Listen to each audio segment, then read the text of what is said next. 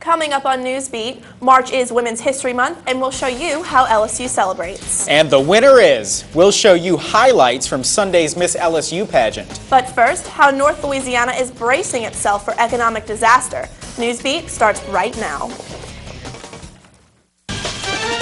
From the Tiger TV studio in Hodges Hall, you're watching Newsbeat with Olivia Vidal and Stephen Calamusa. Weather with Alexandra Cranford. Sports with Hobie RT. And entertainment with Melissa Clark. Newsbeat, Eye on LSU. Good afternoon, and thanks for joining us on this Tuesday edition of Newsbeat. I'm Olivia Vidal. And I'm Stephen Calamusa. Thanks for joining us. Plans to idle the Pilgrim's Pride processing plant in Farmerville, Louisiana will cost the state over 7,000 jobs and $680 million annually. Kristen Oaks explains how this business disaster will cause Cat 5 level destruction to North Louisiana's economy. Catastrophic. It's like someone said, it's our Katrina or it's our ground zero. Farmerville Mayor Stein Bachman says that's the impact the idling of Pilgrim's Pride processing plant will cause. This is a $2 billion business in the state. Grower Kirk Townsend is officially out of the chicken business. I've got to find a job. This is my only source of income, so I've lost it now. You know, I got one check coming, and that's the end of the road for me. The closure left more than 300 independent growers out in the cold. Well, there's nothing to fall back on around here. The agriculture is all we have in this part of the state. And all they have is quickly vanishing. A press release from Pilgrim stated the idling is an effort to decrease supply of chicken to increase demand in the market.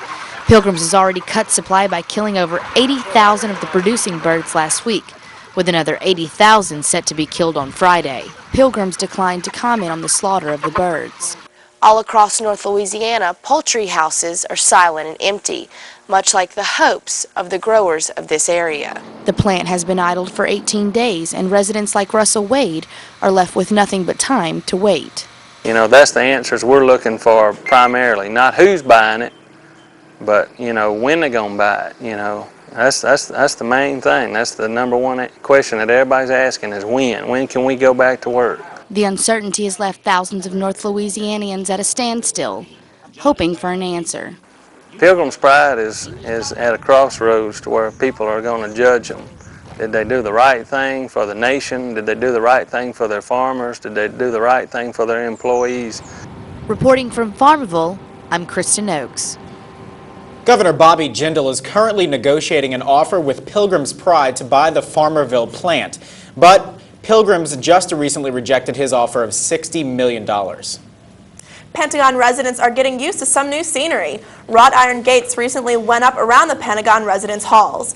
Residential Life's decision to install the Pentagon gates came from student and faculty input on how to improve security. Card swipe access will be installed to ensure that the community remains a private one. While many students find the private courtyard a more quiet place to study, socialize with friends, or relax, others are not so fond of the new additions because they block a convenient shortcut. By the university, and it also restricts like people who walk to and from their cars, like me. I can't walk through here anymore. I'm gonna have to start using, I'm gonna have to catch the door or something like that. The installation of swipe access will be completed by the end of the semester and will be implemented starting in the fall. The LSU Police Department hopes to increase safety around campus with new equipment and a task force. The department told the Daily Reveille it plans to arm officers with shotguns. LSU PD said riots were the reason behind this high-powered machinery. The department also plans to add what it calls a high-risk warrants team, which is similar to a SWAT team. The department hopes to create a safer campus environment with the new equipment. The department declined an interview with Tiger TV. The Miss LSU pageant was held this Sunday in the PMAC, and Tiger TV reporter Hillary Wetmore was there every second of the way. This is the 10th annual pageant that Delta Zeta sorority puts on in support of the speech and hearing impaired as well as Alzheimer's Foundation. It was the night of glamour, gowns, and Tiger Pride as a more elegant than usual PMAC housed this year's Miss LSU pageant. Sunday evening, 31 LSU ladies of all ages and backgrounds competed for the title of Miss LSU 2009. The competition consisted of a casual wear, an opening number, swimsuit, evening gown, an onstage interview for the top 15, and finally a goodbye from Lauren Edwards, Miss LSU 2008. Senior Ainsley Beeman took the crown with charm and gratitude and will go on to represent LSU at the Miss Louisiana pageant. The philanthropic pageant hosted by Delta Zeta Sorority was a hit, as $40,000 in proceeds will benefit local charities.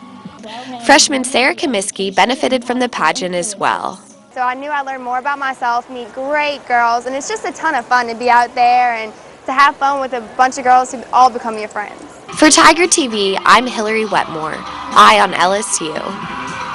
Tiger TV's own Kelsey Davis took home third runner-up, and Erica McManus was second runner-up. March is Women's History Month, and what a better way for LSU to celebrate than a brand new softball field. Reporter Emily Villery hits the diamond at Tiger Park to show us how women's sports at LSU have evolved over the years. Head softball coach Yvette Gerard knows how to play the game, but she didn't get to learn it at an early age. There was no softball for me. I was my brother's back girl because I came before Title IX and little girls weren't allowed to play anything. Title IX of the Education Amendments Act was enacted in 1972. The main purpose of the law is to provide equal opportunities to women on the field and in the classroom. You know, the opportunities that women have today were, unheard of when I was growing up. And I don't know if I ever envisioned a day when women would play in a facility that's as fine as this place is. In 1994, LSU found itself in a precedent-setting Title IX lawsuit. The university was accused of intentionally discriminating against female athletes. It was ruled LSU did not effectively accommodate the interests and abilities of its female students. Even though plans for women's soccer and softball were on the table for the future, the university took immediate action and added these women's programs. LSU Senior Associate Athletic Director Judy Southard oversees all women's varsity sports and makes sure LSU stays in compliance. We have open hearings where we allow students from the student body to come in and visit with our athletic council, talk about the sports they're interested in, and make a case for why they think it should be added as a varsity sport. But when it comes to the university as a whole, Title IX covers many different bases. The mandates of Title IX will affect the law school, the medical school, the vet school, the admissions policies of the university. If anyone has experienced how far female athletes have come, it's Coach Gerard. When I was a little girl and we played baseball in the neighborhood lots, we built our own little field.